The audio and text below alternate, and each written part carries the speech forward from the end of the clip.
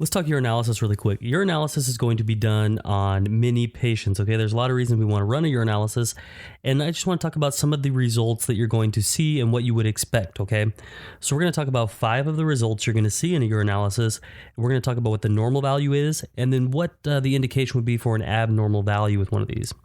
First of all, one of the things you're going to see in your urinalysis is protein. You want protein to be 0 there or just to trace amounts. The indication if you start having protein in there is glomerular permeability or infection. So what could happen here is our glomerulus becomes more permeable, allowing protein to escape, and that would could also indicate that there may be an infection. So we normally want our protein to be 0 to trace. If we start seeing protein, we're looking at possible permeability of glomerulus or infection. We also will look at our RBCs when we get our urinalysis. We want that to be 0 to 2. We want very little RBCs in our urine. If we start to see some, and it could indicate bleeding or urinary tract malignancy. So if we have so much blood, that we're losing blood in our urine, that's a concern that we may have internal bleeding or there might be bleeding issues somewhere within the patient. Another value is WBCs. We want our urine to be negative for WBCs. If we start to see WBCs in our urine, things that we're going to be looking out for are going to be sepsis, pneumonia, or UTI. Okay, so once we start seeing WBCs being in our urine, that's a good indication that we may have severe infection or UTI.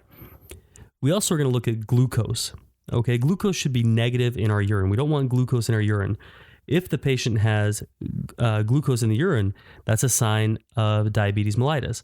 Okay, and you might even smell the urine is going to smell sweeter. Okay, so that's protein, RBCs, WBCs, and glucose. Another number we're going to look at is urine-specific gravity.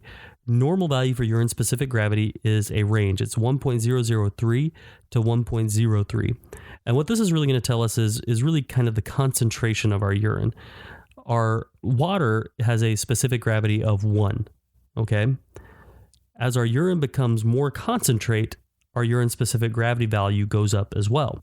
As our urine becomes more dilute, in situations like diabetes insipidus, then we're going to see our urine-specific gravity approaching 1. And the concern with that is if we're dumping all this fluid, our serum sodium levels are going to go up quite a bit.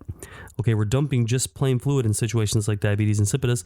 Sodium's going to rise up really high, and that puts the patient at risk for neurological issues, like seizure and things like that. If our urine-specific gravity begins to go really, really high, that could be a sign of the patient being very dehydrated or syndrome of inappropriate ADH. So in symptoms like syndrome of inappropriate ADH, the patient is retaining the fluid, and so the urine is becoming much more concentrate. And we're going to see that number approach and go above the 1.03, meaning that the urine is incredibly concentrate. There's no fluid in there. It's really becoming more and more and more concentrate. All right, so urinalysis is an important lab to look at. The ones we talked about today are protein, RBCs, WBCs, glucose, and urine-specific gravity. Thank you for listening to our podcast today. Nursing.com is the trusted learning hub of all future nurses, your secret weapon for passing nursing school with your sanity intact. We want to invite all our listeners to visit us online and take advantage of a special promo offer. Just head over to nursing.com/free. That's nursing.com/FREE, and check out the free resources and other goodies that we have there just for our podcast listeners. Until next time, go out and be your best self today. And as always, happy nursing.